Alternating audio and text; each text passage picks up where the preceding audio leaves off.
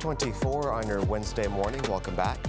Healthy sleep patterns in midlife are linked to having a longer career. A study in Finland found people ages 50 to 68 who had disturbed sleep had to exit the workforce about 9 months earlier than people who got some good sleep.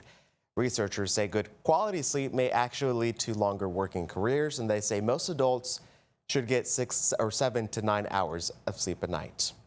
Protecting yourself against dementia may depend on what kind of physical activity you do. A University of Southern California study found that walking, running, swimming, and other leisure time outside exercising was linked to a lower risk of dementia.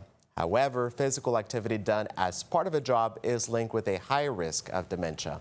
The study's authors say this may be because manual occupations involve more stress and hazardous work conditions.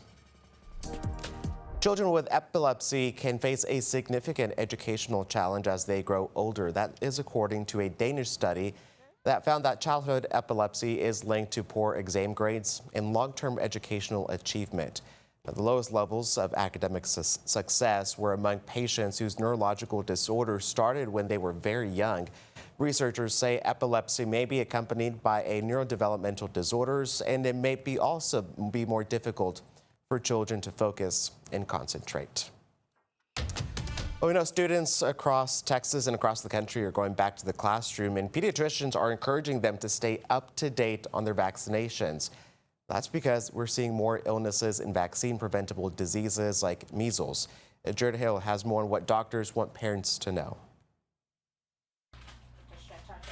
Tyson Sanders needs his 16-year-old checkup before school starts. Look straight. That includes checking his growth and development and getting a booster for the meningitis ACWY vaccine, which protects against 4 types of the potentially deadly bacteria. I want to make sure I get his vaccinations so he can be safe. Vaccines for meningitis are among several universally recommended immunizations the Trump administration is seeking to cut back in an executive order the president signed earlier this month. These vaccines are absolutely safe. Dr. Oka Katari with NYU Langone Hospital, Long Island, says with vaccine hesitancy and misinformation prevalent, the U.S. is seeing increases in those preventable diseases like measles. If 95% of children in the community are vaccinated, then we can keep these preventable diseases at bay. But last year, only 92.5% of kindergartners got both MMR shots, and exemptions were the highest the CDC has reported. The number of measles cases reported so far in 2026 is already higher than all of last year,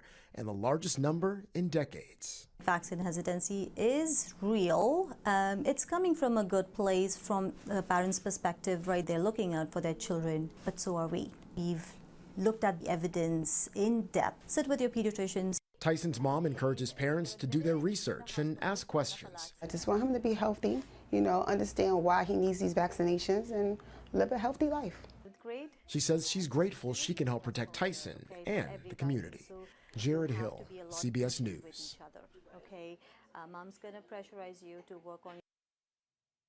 And whooping cough is another vaccine preventable disease that is making a comeback in the U.S. and around the world.